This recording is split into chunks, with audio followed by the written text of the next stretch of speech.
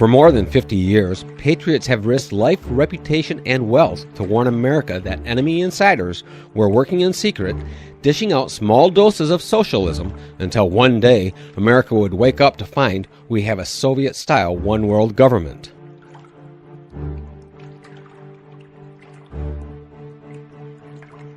Ladies and gentlemen, the very word secrecy is repugnant in a free and open society. And we are, as a people, inherently and historically opposed to secret societies, to secret oaths, and to secret proceedings.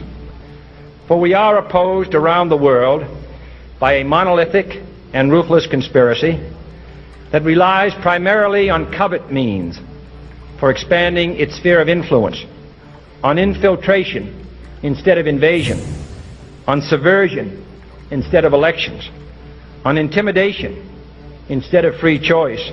It is a system which has conscripted vast human and material resources into the building of a tightly knit, highly efficient machine that combines military, diplomatic, intelligence, economic, scientific, and political operations.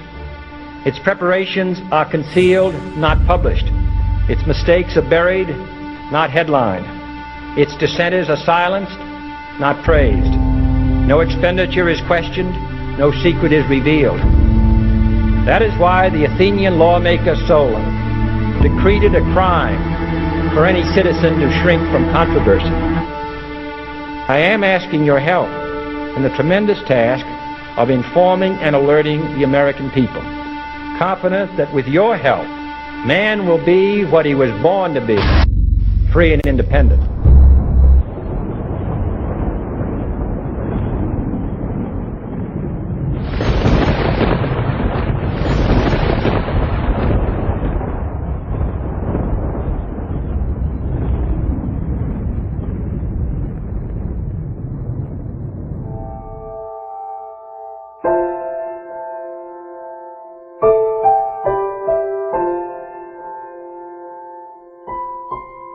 This story really begins for me back in the summer of 1992. I got a phone call from an older gentleman I knew who was a writer, and he asked me if I'd go attend a meeting for him at the University of California, Berkeley. He told me that the Communist Party USA had recently split over differences of how to best take America down. Some were wanting to still work toward a violent revolution, while others were wanting to focus their efforts on using public policy to subvert America from the inside. He was curious what they had to say. I mean, after all, the Berlin Wall had just come down, the Soviet Union had dissolved, and the whole world was saying communism is dead. So why were they meeting, and what were they up to? I was in graduate school at the time, and the whole idea of slipping in undercover into a communist meeting sounded pretty neat, so I decided to go. The first surprise I had was when I walked into the auditorium. I was expecting it to be filled with college radicals, but instead it was 50, 60, and 70-year-olds, grandparents, professionally dressed with briefcases, and I realized this might be a little more serious than I thought. As the weekend unfolded, I listened carefully as they outlined their plan and agenda, and how they were going to infiltrate the institutions of America to influence us in the direction they wanted us to go. To destroy our families, they wanted to promote cohabitation instead of marriage. They wanted to try to get children away into government programs at the earliest age possible. And they also said they'd like to get behind the feminist movement because they felt it had been very successful in making women discontent with marriage and motherhood. To destroy business, they wanted to get behind the environmental movement. And in 1992, the environmental movement was very modest, but they thought it was the only vehicle capable of creating enough regulation and red tape to discourage business growth. And finally, to destroy our culture of religion and morality, they said, if we can get Americans to accept homosexuality, they thought it would begin to extinguish our traditional moral values Americans held. I remember thinking at the time, this plan doesn't seem very realistic. It's not something I'll need to worry about in my lifetime. It was 15 years later, I was appointed by the governor to be a state representative in the legislature. I'd only lived in my district for 2 years, so I thought it'd be a good idea if I wrote a monthly letter to the editor. Each month I wrote on a different topic. In January 2008, as I was contemplating what to write my letter on, I thought back to the meeting in 1992, and I thought of the goals they'd outlined and where America was today, and I couldn't believe how successful they had been. I mean, our families were totally disintegrating. The environmental movement had become the most powerful force for destroying our free markets, and hate crimes legislation was being considered in Washington, D.C. that made it a crime to even say anything against the homosexual movement. I realized people needed to know what was going on. After I wrote this letter, within days, people were protesting at the Capitol. It was the feature story on the evening news. Controversial comments have state legislators buzzing tonight. After a freshman lawmaker alleges the communist agenda has infiltrated mainstream America. It's the big story, live at 6. And over 40 letters to the editor had been printed in response to what I'd said.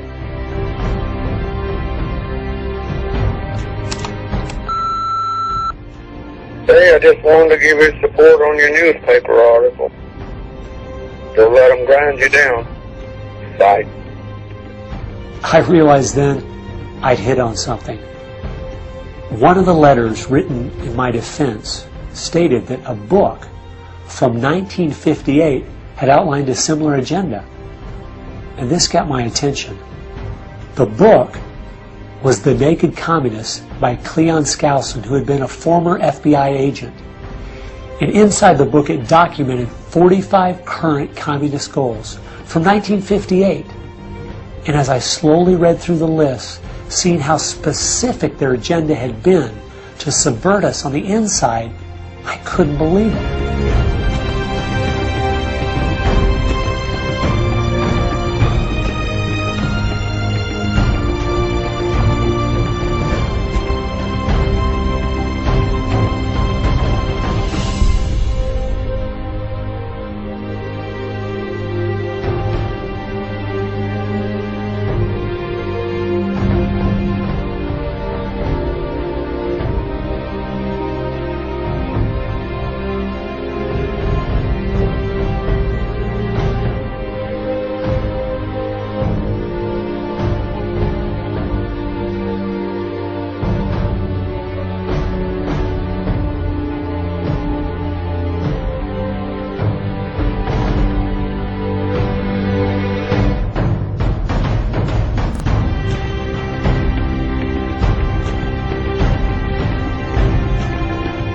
They'd accomplished almost every single one of them, and nobody seemed to be noticing.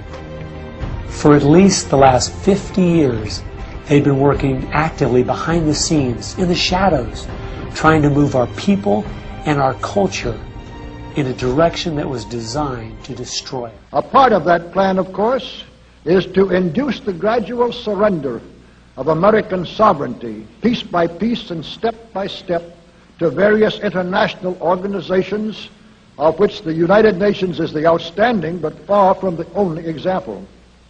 Now, here are the aims for the United States. 1, greatly expanded government spending for every conceivable means of getting rid of ever larger sums of American money as wastefully as possible. 2, higher and then much higher taxes. 3, an increasingly unbalanced budget, despite the higher taxes. 4, wild inflation of our currency. 5, government controls of prices, wages, and materials, supposedly to combat inflation. 6, greatly increased socialistic controls over every operation of our economy and every activity of our daily lives. This is to be accompanied, naturally and automatically, by a correspondingly huge increase in the size of our bureaucracy and in both the cost and reach of our domestic government. 7, far more centralization of power in Washington, and the practical elimination of our state lines. There is a many-faceted drive at work to have our state lines eventually mean no more within the nation than our county lines do now within the states. 8, the steady advance of federal aid to and control over our educational system, leading to complete federalization of our public education. 9, a constant hammering into the American consciousness of the horror of modern warfare, the beauties and the absolute necessity of peace, peace always on communist terms, of course.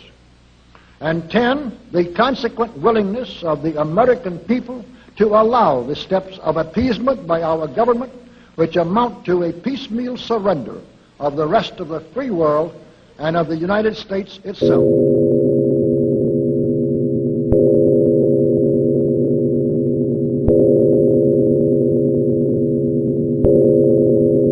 It is a big idea, a new world order. 1989, President Bush said, and it's a phrase that I often use myself, that we needed a new world order. A new world order with significantly different and radically new challenges. Not just militarily, we've got to give them a stake in creating the kind of world order, a new international order. Within the next 4 years, we will see the emergence of a new international order. The beginning. The forces shaping this world at this moment are so strong, and they all tend in one direction. The new world order. A new world order. A new world order. It is a big idea. The new world order. A new world order. It is a new world order. Our enemy knew that a new world order with global government was not compatible with the Declaration of Independence, the U.S. Constitution, and America's sovereignty. First, we Americans are going to have to yield up some of our sovereignty. That's going to be, to many, a bitter pill. It would take a lot of courage, a lot of faith, a lot of persuasion to them to come along with us on this necessity.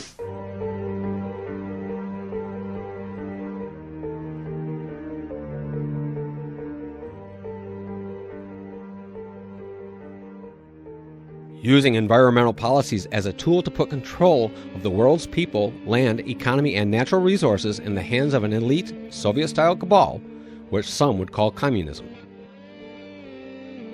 Both Republican President George Bush Sr. and Democrat President Bill Clinton signed on to UN Agenda 21 Sustainable Development and supported its policies being implemented throughout every state at the local community level via government and non-governmental organizations.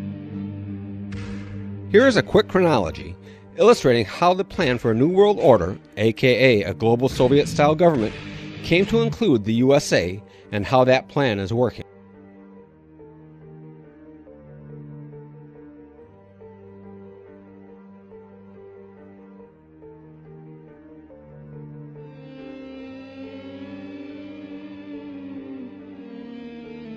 President George H.W. Bush signed on to United Nations Agenda 21 Sustainable Development on behalf of the USA. UN Agenda 21 was a soft law, not a treaty. It did not require congressional approval. Also in 1992, the UN Convention on Biological Diversity created the Wildlands Project.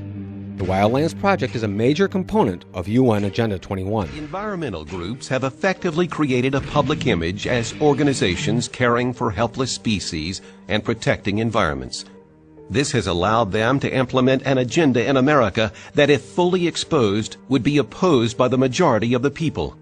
In fact, most people supporting these organizations are not aware of their long-term objective, even though it is no secret.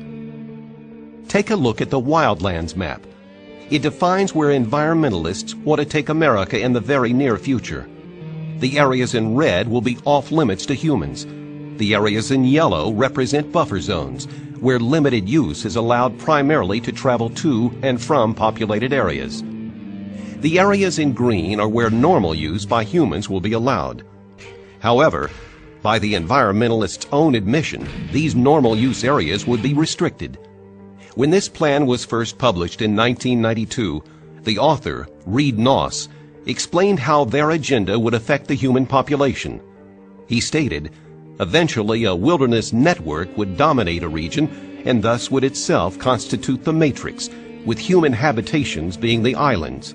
No one, not even the longtime opponents of the environmental movement, believed such a transforming agenda was possible. However, it is being implemented quickly through innocent-sounding programs that most Americans support. Wilderness areas, critical habitat for endangered species, wetlands, roadless areas, national heritage areas, and other restrictive programs are sold to the public as necessary to protect nature, or as assurance that Americans will always have a place to escape from the heavily populated cities. More inventive tools and programs, such as conservation easements, smart growth, open space, and greenlining, are being promoted as a way to control growth. What all these programs have in common is extinguishing the private property rights of American citizens and transferring the control of the property to elite land trusts or directly to the government. The environmental movement would not be able to implement their agenda without the cooperation of our government at all levels, including state and federal officials and even county commissioners. To help facilitate the environmental goals, the Clinton administration quietly created the Gap Analysis Program, or GAP for short. GAP divides the land into ecosystem regions and identifies the properties not yet under the control of state and federal governments. In other words, private property.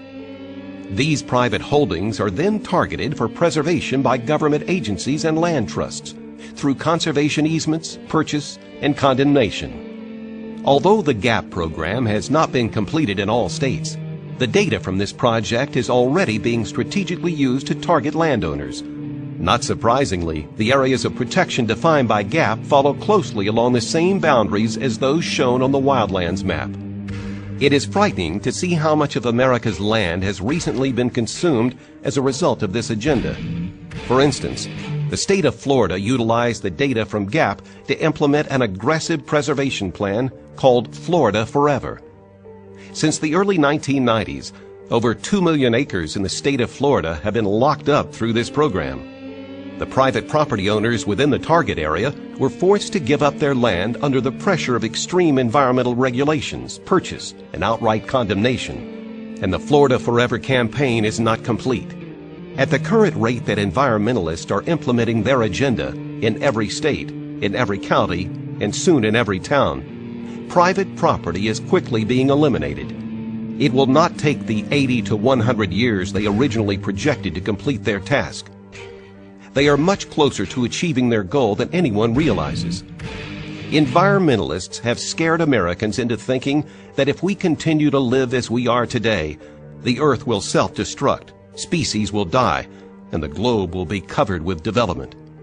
However, government data shows that only 6% of America's landmass is currently developed. Only 3% of America is classified as urban. Yet 77% of all Americans live in these urban areas. The rest is still largely untouched by humans. The problem is not that our nation is being overdeveloped. The problem is as old as time. It is about who will own the land. Large amounts of the nation's natural resources are still owned by private citizens. America's founders vehemently opposed the concept of government or elitists owning the land in America, which would result in the citizens being leaseholders and serfs. One of the most well-known property rights advocate of our time, Wayne Hage, said it best. Either you have the right to own property, or you are property. Make no mistake, this battle is not about whether the land will be used, resources extracted, and wealth created, but by whom. Karl Marx wrote in the Communist Manifesto, "The theory of the communist may be summed up in the single sentence, abolition of private property." America's founding father, John Adams, stated, "Property must be secured or liberty cannot exist." Which course will America take? Here is a quote from Dave Foreman of Earth First. We must make this place an insecure and inhospitable place for capitalists and their projects. We must reclaim the roads and plowed lands, halt dam construction, tear down existing dams, free shackled rivers, and return to wilderness tens of millions of acres of presently settled land. The next two videos are examples of the Wilderness Project filtering down from the UN to the White House and down to U.S. government agencies to effect restriction of individual property rights and use of local resources. There's a lot of really wonderful people that live here. And that's, you know, there's a big part of me that the reason I moved to the Priest Lake is because of the friendships that were built. The Sacketts bought this property a few years ago, wanting to build on it a modest family home. And they got all the building permits that they needed from the local authorities, and they started work putting gravel on the site.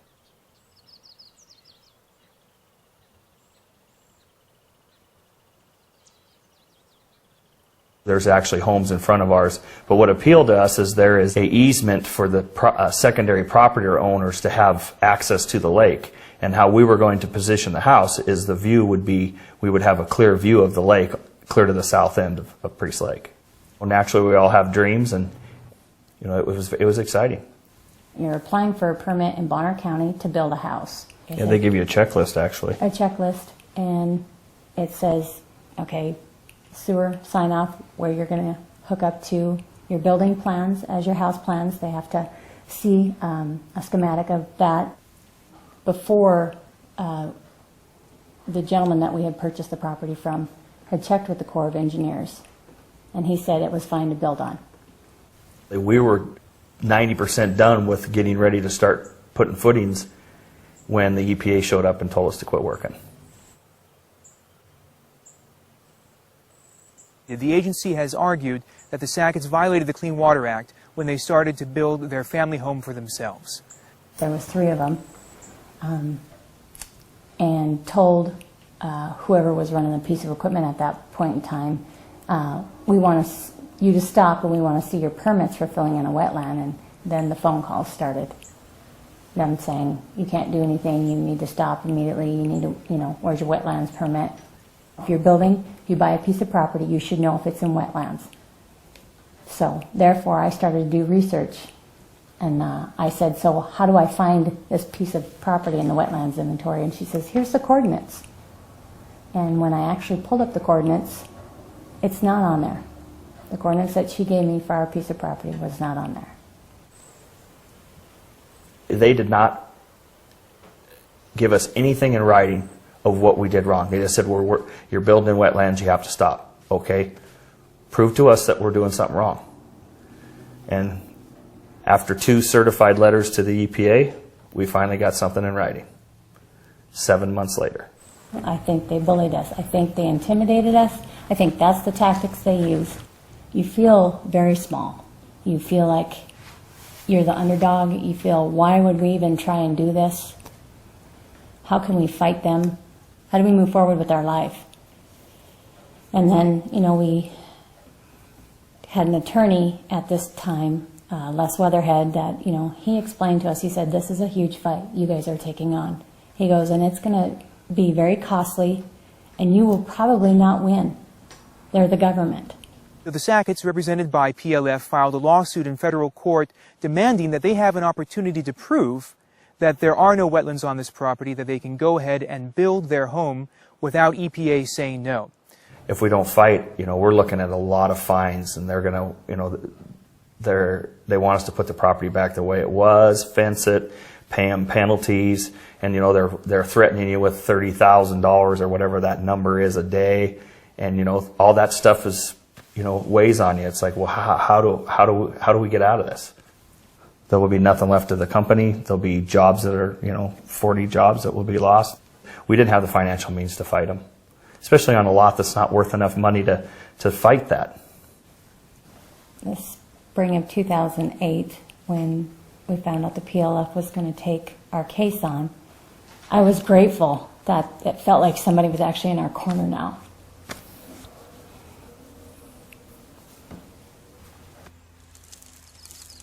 My phone rang, and I knew who it was by the phone number, and I answered the phone, and it was Damien, and I could tell by his tone of voice as soon as he said hello to me. He says they're going to hear our case in the Supreme Court. The Supreme Court has now decided to hear this case and to answer the fundamental question whether when federal agents come onto your property, you have a right to your day in court and you don't have to pay a king's ransom in order to get it. Man, we're so excited to tell my wife, but then on the other side I wasn't excited to tell her because we know that it's going to be a lot more to deal with, a lot more emotions and stress. If you know you're right, you stand up for what you believe in and always try hard to follow through. We just want to get on with our life and just live it. The waters of the United States have historically been defined to be the territorial seas that extend 12 miles from the shoreline, the ports and rivers and other navigable waters within the United States. Historically, navigable has meant waters in which a canoe would float. Historically, water on or under private property was the property of the owner. No more. Legislation currently pending in Congress will redefine navigable from the definition of the waters of the United States and expand that definition quite dramatically. This means all water everywhere will belong to the federal government, including the streams on private lands, including the natural and man-made ponds on private lands, including wetlands and wet meadows and sloughs and prairie potholes and playa lakes. It matters not who owns these lands or how much was paid for, and any activity by the owner that affects this property is subject to the approval of the federal government. President Bill Clinton created Executive Order 12858, establishing the President's Council on Sustainable Development for the purpose of implementing UN Agenda 21 in the United States. Executive Order 12858 bypassed congressional approval and the chance for debate and avoided media attention. It tasked each cabinet member with harmonizing Agenda 21 policies throughout all the agencies under their control, such as HUD, EPA, IRS, Immigration, Homeland Security, DOT, NEA, etc. Let's stop here for a moment to show a few examples of how farmers, ranchers, landowners, and business owners all over America are feeling effects of Executive Order 12858 from what only seems to be random actions by agencies like the EPA, but are actually part of the enemy's plan. Clint Didier is afraid the EPA is going to force him out of business. The former Super Bowl winner, Senate candidate, and now farmer says the EPA is close to adding more regulations that could force him to shut down his farm. EPA Administrator Lisa Jackson wants to create these buffer zones around waterways to protect them from pesticides, and the EPA wants to take land away from the farmers to do it. So isn't there a better way that could please both sides? Clint Didier is here to score it all for us. So, Clint, how did all this start? Well, we had an article in the paper the other day, David, that stated the fact that the National Marine Fisheries Service, which is part of NOAA, that's directly linked to EPA, wants to put 500-foot buffers on all the waterways in the state of Washington for pesticide-herbicide application. They're not going to take the land away. They're just not going to allow us to farm the land. And if they do that, 61% of our ground will be out of production in the state of Washington. We cannot manage a farm when they take that much of our land away from use. Did they ask you about it before they imposed this new reg? No, they did not. And our own Department of Agriculture here in the state of Washington has done an exclusive study for the last 6 years. They have studied 6 of the highest areas in our state from farming for the water returning back to the river, and they have found no residue of any pesticide, herbicide, fungicide, or anything going back to the river. And they won't use this. The National Marine Fisheries Service will not use this documentation because it's not their scientific documentation. You know what this sounds like, Clint? It sounds a lot like what's happening with Texas, where the local officials in Texas came to one decision about various EPA regs, and the folks inside the Beltway, thousands of miles away, came to another decision, and the Beltway folks get their way. Well, let me tell you right now, it's happening in Michigan. It's happening in states across the country. I read about it in the Capitol Press. We farmers, us farmers of the United States of America, we're feeling threatened. We're wounded. We're backed against the corner. And the only way out of this is to go through these agencies. We'll go through these agencies. Let me tell you right now, in our area right here in the Columbia Basin, we will not go down without a fight.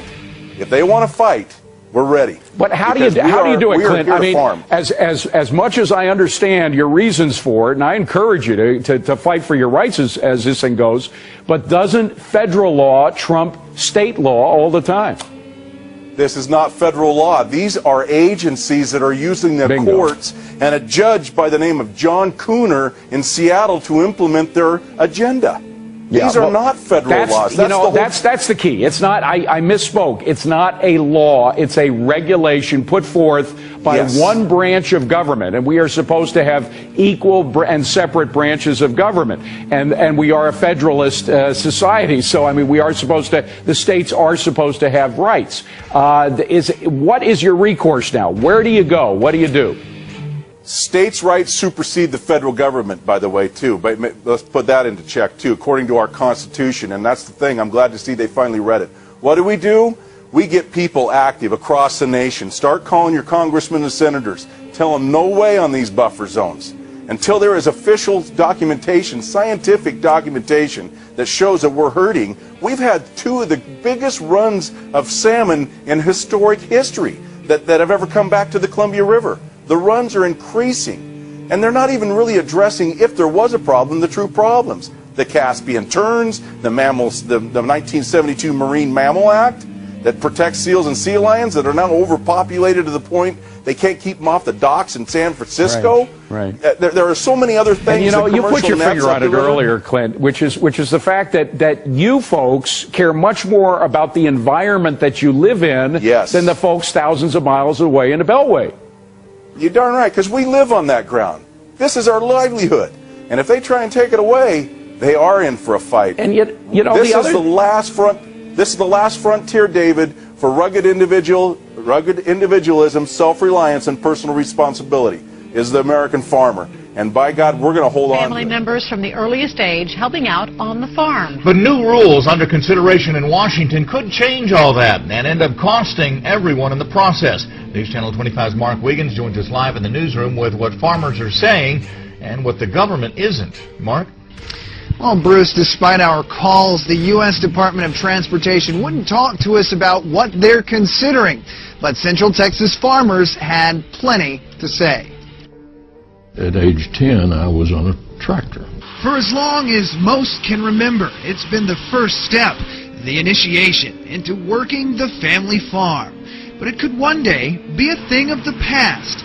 Discussions are underway in Washington to require operators of farm equipment to have a commercial driver's license. And many worry such a step would put the family farm in peril. The vast majority of our farms are family farms. Operators of equipment are usually family members. And if that were to take place, that would eliminate some of the family participation in the farm operation. On his farm just outside the town of McGregor, Rodney Smallreedy grew up helping his dad. His son has grown up the same way. And with farmers facing tougher times than ever, Smallreedy is glad for the help. Right now I've got my young son, he's 11 years old, he can drive that tractor like a pro. And my dad, who will be 80 this year, well, my dad's not going to go get a CDL to drive a tractor. That's not going to happen. And 11-year-old son, well, I'm going to have to wait, 10 years before he will be old enough to qualify to get a CDL. And I've got to have their help. Concerned with the amount of farm equipment making short hops between fields, the new requirements would subject farmers to the same rules governing truck drivers, requiring them to keep logs and limit their hours, and the prospect of replacing family help with expensive professional drivers, an idea that for many is just absurd. To me, it's the most ridiculous thing I've ever heard. I mean, are we going to have to drive that tractor down to the Department of Public Safety to take a driver's test in? As public hearings on the issue are expected to continue, many are frustrated, while others simply shake their heads. We have lost our understanding of rural life and agriculture. I'm not saying that anything's malicious at all, but they just don't understand. Dust up is flaring, and it's pitting American farmers against the Environmental Protection Agency. Jeff Flock is in Huntley, Illinois, as part of our special series, Regulation Nation. Hey, Jeff. Ooh, nice ear of corn there. Chomp. Hey there. I'll tell you, some of these stories, Liz, you can't possibly make up. I don't know if you're hearing me there, but I'll tell you, they want the EPA, the farmers do, to listen to them. Maybe you're watching some guys cut up some what they call silage here. It's corn. They're cutting it up for feed. The EPA, believe it or not, is considering the regulation of dust on farms. Nothing been done about it yet, but Dwayne Dahlman, an Illinois soybean farmer, also probably grows some corn too. Can you even believe that this is under consideration? Most of the time I wouldn't, but it's coming out of the EPA and out of Washington. So we've got to believe that it's a possibility. There is legislation in Washington right now on the floor of Congress to prevent the EPA from even investigating or enacting anything along these lines. It's almost unprecedented for Congress to get involved before the EPA puts some regulations on something. What you're watching here, Liz, is, as I said, chopping silage. And, you know, anything that you do on a farm, whether you're planting seeds or whether you're harvesting, it's going to kick up some dust. What the EPA calls this, as you look at it happen here, and maybe Lori looks out at the chute there, that's called coarse particulate matter, or CPM, to the EPA, and that's what they're thinking about putting some regulation on. There's no real practical way you could limit what you do on the farm, is there? No, there's no way we can limit the amount of dust. We're already using conservation tillage and methods to hold the soil in place. This is harvest dust. This is nothing, really. Oh, my God. Liz, it may be nothing, but as you know, oh my! sometimes nothing turns into something. I've heard it all. I'm breaking the law. Look at it. I've heard I'm it breaking all. the law. Wait a minute. You know, they could build a gigantic biosphere over the farm. Remember biosphere from the early days? How are you going to do that? That's right. They could grow something in that. Jeff Flock, thank you. Why is the California Department of Fish and Game trying to shut down California's recreational fishing industry? The Department of Fish and Game's proposed new environmental regulations will not only apply to fish stocking businesses like Ken Beers, but to every public and private pond or lake in California that stocks fish. Now, these proposed regulations that the department is asking that the commission adopt for fish stocking and for testing for hatcheries and fish farms, supposedly they're being motivated by environmental concerns. What do you think of the truth of that assertion, that we need more regulations to protect the consumer or to protect the environment from businesses like yours? Aquaculturists already operate under quite stringent regulations here in California. You have to be registered with Fish and Game initially. Your sites have to be inspected. There are disease regulations that we already operate under. And essentially we've been doing it, as I said, I've been doing it now for over 35 years. And to the best of my knowledge, there's never been an issue associated with, certainly with any fish stocking that we've conducted. And for that matter, I can't think of a single instance of any issue that's ever been brought to my attention in the entire 35 years of private fish stocking.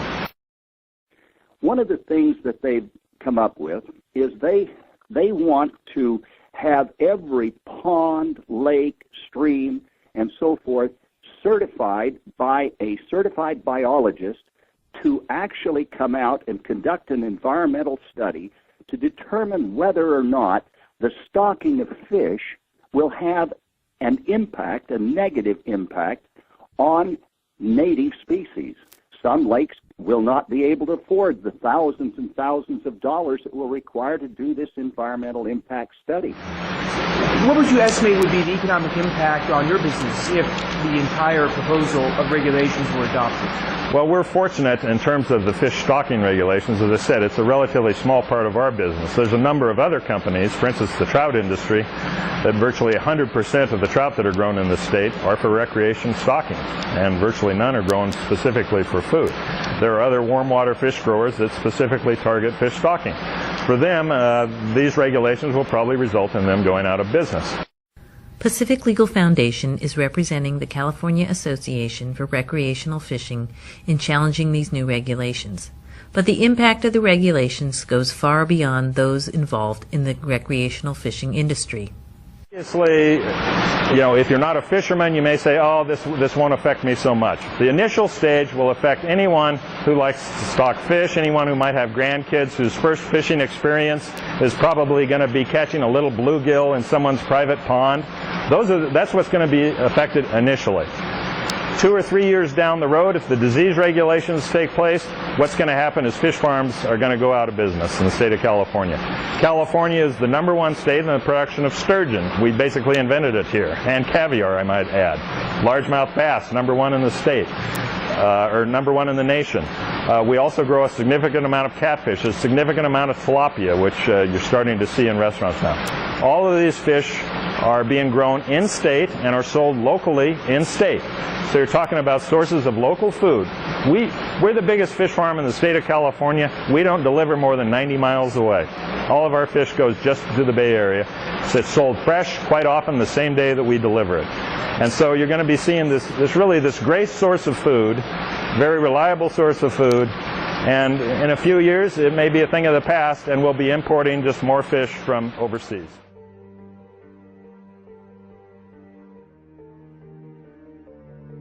America's enemy needs to remove local food production from our communities to make us hungry enough and poor enough to give up guns and sovereignty for food. What better way to accomplish that than to create enough rules and regulations to ensure that farmers and ranchers lose access to water and can't make a living, and that fisheries, fishermen, and hunters can't provide food for their family table. Now we can stop wondering why so many strange environmental government regulations are shutting down small organic farms, banning fresh milk, declaring hay a toxic pollutant, and taking land use away from homeowners across America. ICLEI, the International Council for Local Environmental Initiatives, under its first American president, Patrick Henry Hayes, the current mayor of North Little Rock, Arkansas, and ICLEI's VP, who is Circuit Court Clerk of Miami-Dade County, Florida, began spreading the ICLEI Toolkit and Planning Guide for local environmental initiatives throughout counties and cities around the country. ICLEI is a UN non-governmental organization that uses grants to entice local community leaders to undertake nice-sounding programs with strings attached that bind them to more ICLEI directives, leading to more grants, or refusal of grants for non-compliance. One of the purposes of ICLEI is to condition us to loss of property rights and eventually loss of choice over every facet of our lives. Here's how you can tell if you live in an ICLEI Sustainable Development community. If your city has a downtown historic district. If your city has a scenic highway. If your city had a consultant guide a volunteer planning commission in a visioning 20-year plan. If your city has a greenway or a view shed. If your city has or is planning a bike path to link with other cities. Congratulations, you live in an Agenda 21 sustainable city. And most local government employees or voluntary regional commissions who caused that to happen have no clue that the grant money they accepted for a nice-sounding project in their community had severe strings attached hidden in the grants by familiar words with deceptive new meanings.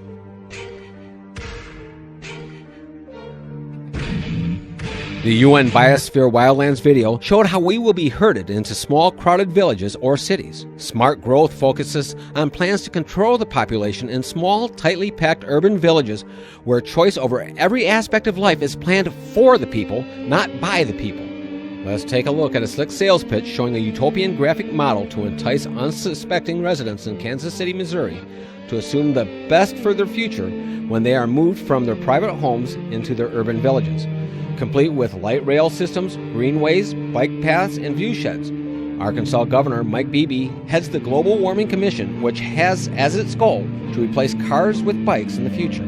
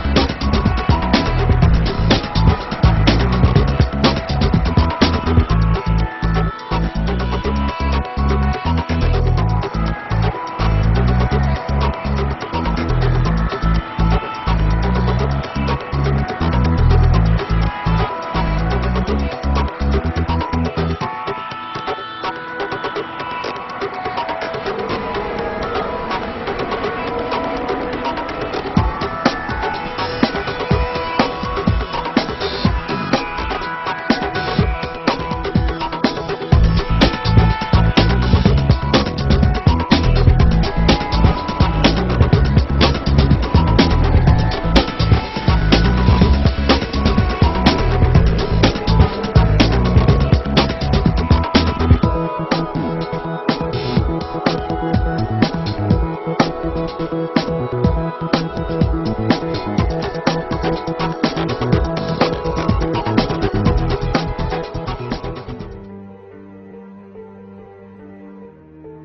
this point, you might be asking yourself, who in the world would trade America's sovereignty, the U.S. Constitution, and our individual unalienable rights for a small city rental apartment in a crowded village where Big Brother controls all the choices?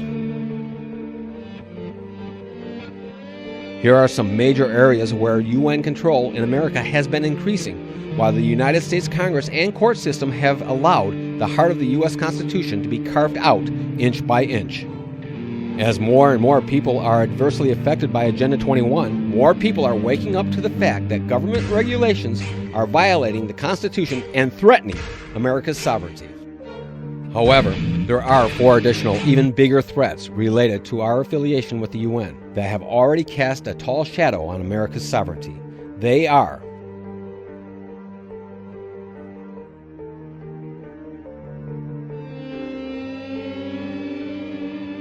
by having the Ocean Policy Task Force recommend that the USA ratify the Convention on the United Nations Law of the Sea Treaty, Obama cleverly used a runaround end move to negate the fact that the U.S. House had already voted in favor of the UN Law of the Sea Treaty, but the Senate had not. To more fully overcome the Senate's refusal to pass the Law of the Sea Treaty, Obama created Executive Order 13547 in 2010. Executive Order 13547 was used to solidify American acceptance of the Law of the Sea Treaty while bypassing the Senate. That was a huge move because the UN Law of the Sea Treaty gives control over all the land above and under the seas and all water above and below the land to the United Nations, including the Great Lakes, and it gave the UN the power to tax American citizens. This is the first time now the UN will be able to actually levy a tax. Is that true? Yeah, what it is the Law of the Sea Treaty, I think, is the greatest single raid on our sovereignty in my lifetime anyway. It is global socialism. It is world government. It is worse than the United Nations. This International Seabed Authority would have the power over 9/10 of the world's surface. It would have sovereign control over all the riches at the bottom of the oceans. It would have the power to impose an international tax. In June 2010, Obama created Executive Order 13575 that took control of 16% of our population, those people who live in rural areas. You can figure this one out for yourselves. It relates back to moving people off rural lands where they can be self-sufficient and provide a food source for the communities into cities where UN Agenda 21 smart growth planning takes control of everything and everyone.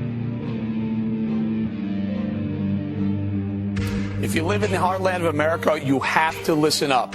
While the nation was distracted with the Anthony Weiner drama, President Obama signed an executive order that will seize greater power over food, fiber, and energy in our vast countryside areas. The president created the White House Rural Council to, quote, make sure we're working across government to strengthen rural communities and promote economic growth.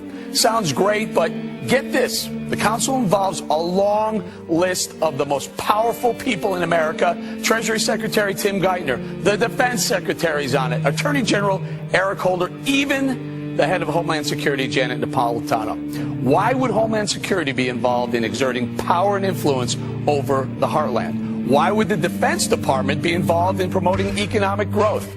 The plan calls for the federal government to control almost every aspect of rural America. It will also, quote, identify and facilitate economic opportunities associated with energy development, outdoor recreation, and other conservation-related activities. Really? When did hunting and fishing become associated with conservation-related activities? And by the way, what does that mean? The aims of the White House Rural Development Plan sound eerily similar to a UN plan called Agenda 21, where a central planning agency would be responsible for oversight into all areas of our lives, a one world order. Be worried if you're in the heartland. We should all be worried about this. This is government out of control. This is crazy. This is over the top. This is one of hundreds of sort of organizations and commissions and panels that this administration has created to wheedle their way into our lives. And what kind of light bulbs we can use and how much broccoli we can eat and what we can drive and what our kids have to eat at school. And they're just seeking to control Tony, every area of our lives. Certainly feels like overreach to me. Not only overreach, Eric, I mean, it's so frightening. This is 16% of America, what's considered rural America, who basically is now going to have its entire livelihood run by government in Washington. We fast forward now to December 2011 in Durban, South Africa. That is where the United Nations Framework Convention will be held. Nations will vote to give taxing authority to the UN to support a new green climate fund that will essentially be a redistribution of wealth from developed countries to third world countries, which the UN Secretary General states, quote, will fundamentally transform the global economy, end quote. The tax will include a carbon tax, a tax on international aviation and shipping, a financial transaction tax, and a wire tax for producing electricity.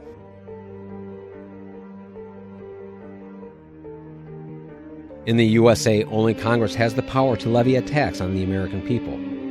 Thus, shouldn't we be asking, if the UN is allowed to tax Americans, would America still be a sovereign nation? This is a very important question because granting taxing authority to the UN would effectively transform the UN from governance to government.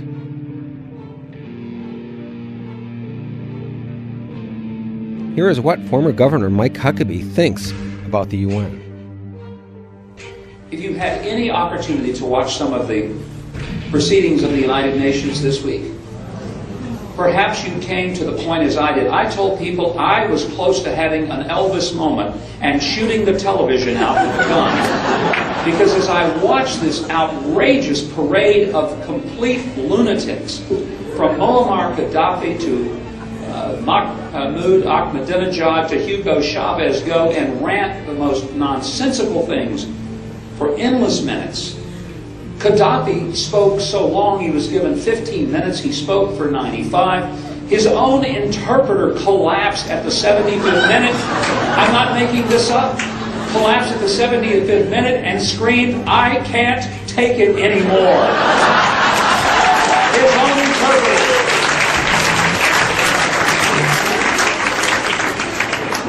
And I watched this nonsense. Here we were giving attention and giving platform to these despicable despots. We were giving them a place in the sun as if they were the equivalent of the leaders of some civil country, when they are nothing but murdering thugs whose terroristic activities threaten the freedom of every living, breathing, loving person on this planet.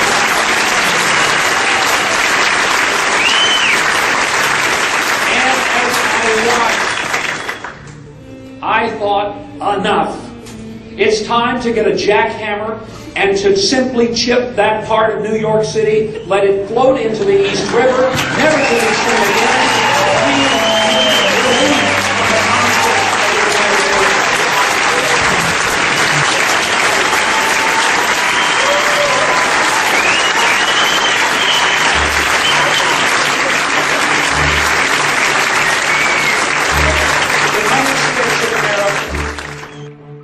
Remember, we were warned. You and I have a rendezvous with destiny. We'll preserve for our children this, the last best hope of man on earth, or we'll sentence them to take the last step into 1,000 years of darkness. These proliferating bureaus with their thousands of regulations have cost us many of our constitutional safeguards. Whether we believe in our capacity for self-government or whether we abandon the American Revolution and confess that a little intellectual elite in a far distant capital can plan our lives for us better than we can plan them ourselves. Somewhere a perversion has taken place. Our natural unalienable rights are now considered to be a dispensation of government, and freedom has never been so fragile, so close to slipping from our grasp as it is at this moment. You and I are told increasingly we have to choose between a left or right. Well, I'd like to suggest there is no such thing as a left or right. There's only an up or down. Man's old age dream, the ultimate in individual freedom consistent with law and order, or down to the ant-heap of totalitarianism. And regardless of their sincerity, their humanitarian motives, those who would trade our freedom for security have embarked on this downward course. Now, it doesn't require expropriation or confiscation of private property or business to impose socialism on a people. What does it mean whether you hold the deed to or the title to your business or property if the government holds the power of life and death over that business or property? And such machinery already exists. The government can find some charge to bring against any concern it chooses to prosecute. No government ever voluntarily reduces itself in size. So government programs once launched never disappear. Actually, a government bureau is the nearest thing to eternal life we'll ever see on this earth. Yet any time you and I question the schemes of the do-gooders, we're denounced as being against their humanitarian goals. Well, the trouble with our liberal friends is not that they're ignorant. It's just that they know so much that isn't so. Another articulate spokesman defines liberalism as meeting the material needs of the masses through the full power of centralized government. This was the very thing the Founding Fathers sought to minimize. Well, I think it's time we ask ourselves if we still know the freedoms that were intended for us by the Founding Fathers. Well, perhaps there is a simple answer, not an easy answer. If we lose freedom here, there's no place to escape to. This is the last stand on earth. And this idea that government is beholden to the people, that it has no other source of power except the sovereign people, is still the newest and the most unique idea in all the long history of man's relation to man. I think we're for an international organization where the nations of the world can seek peace. But I think we're against subordinating American interests to an organization that has become so structurally unsound that today you can muster a 2/3 vote on the floor of the General Assembly among nations that represent less than 10% of the world's population. I think we're against the hypocrisy of assailing our allies because here and there they cling to a colony, while we engage in a conspiracy of silence and never open our mouths. So they're going to solve all the problems of human misery through government and government planning. Well, now, if government planning had the answer, and they've had almost 30 years of it, shouldn't we expect government to read the score to us once in a while? Shouldn't they be telling us about the decline each year in the number of people needing help? If you and I have the courage to tell our elected officials that we want our national policy based on what we know in our hearts is morally right. You and I know and do not believe that life is so dear and peace so sweet as to be purchased at the price of chains and slavery. If nothing in life is worth dying for, when did this begin? The martyrs of history were not fools, and our honored dead who gave their lives didn't die in vain. Where then is the road to peace? Well, it's a simple answer after all. You and I have the courage to say to our enemies, there is a price we will not pay, there is a point beyond which they must not advance.